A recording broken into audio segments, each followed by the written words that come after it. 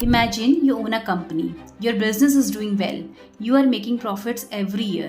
Now you walk into a bank and ask for a rupees 500 crore loan. The bank manager looks at your financial statements and says, "Profit कमा रहे हो, that's good. लेकिन मुझे एक बात बताओ, interest भर पाओगे या नहीं?" अब आप सोचेंगे, कंपनी प्रॉफिट कमा रही है, फिर भी बैंक ऐसा क्वेश्चन क्यों पूछ रहा है? The answer lies in a financial ratio called the interest coverage ratio. Simple language में इंटरेस्ट कवरेज रेशियो हमें बताता है कि कंपनी अपने ऑपरेटिंग प्रॉफिट से इंटरेस्ट एक्सपेंस को कितनी कंफर्टेबली कवर कर सकती है। फॉर्मूला भी काफ़ी सिंपल है। Interest coverage ratio is EBIT divided by the interest expense. अब आप सोच रहे होंगे EBIT होता क्या है? जब कंपनी अपना बिजनेस चलाती है तो उसे raw material, salaries, rent, electricity, depreciation और दूसरे ऑपरेटिंग एक्सपेंसेस इनकर करने पड़ते हैं।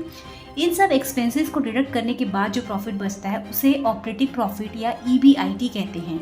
अब यहाँ एक इंटरेस्टिंग क्वेश्चन आता है, डेप्रिसिएशन तो नॉन कैश एक्सपेंस है, फिर बैंक्स और इन्वेस्टर्स EBIT ही क्यों देखते हैं?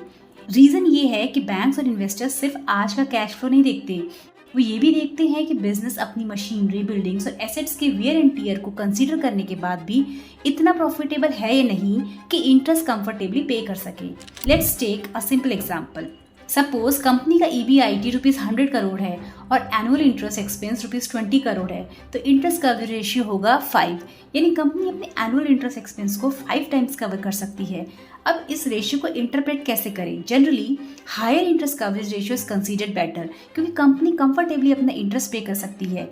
लेकिन अगर इंटरेस्ट कवरेज रेशियो बहुत लो हो तो इसका मतलब है कि कंपनी का ऑपरेटिंग प्रॉफिट इंटरेस्ट पेमेंट्स के बहुत क्लोज आ गया है, और अगर बिजनेस में थोड़ा भी स्लो डाउन आ गया तो इंटरेस्ट पे करना मुश्किल हो सकता है। अब सवाल आता है, इंटरेस्ट कवरेज रेशियो ज़्यादा या कम होने से किसको क्या फ़र्क पड़ता है? अगर रेशियो हाई है तो बैंक्स को कॉन्फिडेंस मिलता है कि कंपनी इंटरेस्ट रेगुलरली पे कर पाएगी, इसलिए फ्यूचर में लोन मिलना भी रिलेटिवली ईजी हो सकता है। लेकिन अगर इंटरेस्ट कवरेज रेशियो कंसिस्टेंटली लो रहे तो प्रॉब्लम शुरू हो सकती है।